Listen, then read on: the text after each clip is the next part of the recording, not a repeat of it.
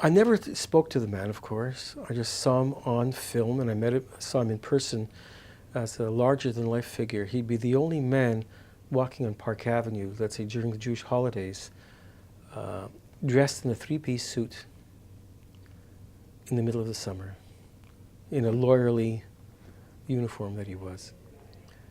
I knew him when I was sitting in the audiences at let's say little concerts we used to give at school, during the holidays, sitting in the audience. He'd stand out because he was that kind of a figure.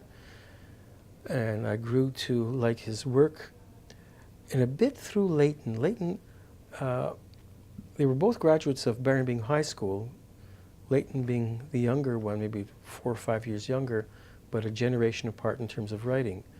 And he would tell us how Klein was denigrated in the academic world, in that he was never accepted as a teacher, which he should have been, a great professor of English.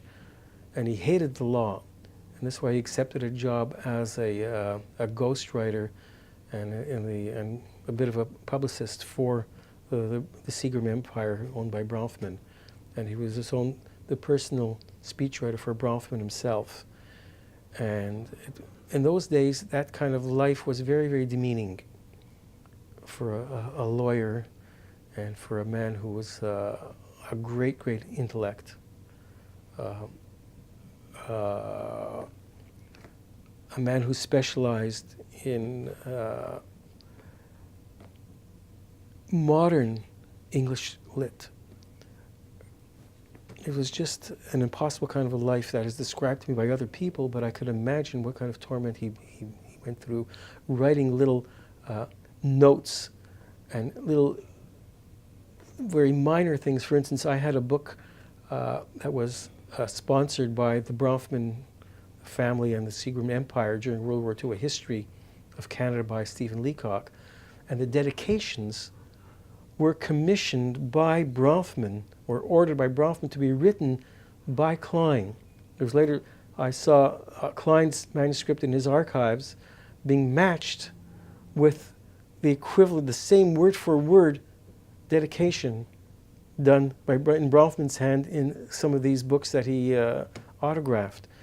Two versions, one a very poetic version and one a sort of prosaic version, one that Klein would have written for himself, and one that he thought maybe this is what Bronfman should be, in Bronfman's voice, so to speak. And Usher Kaplan showed both versions to me, and I was just broken by a thing like that. But those were those days. Today, he was 2 generations behind his time. 2 generations behind his time.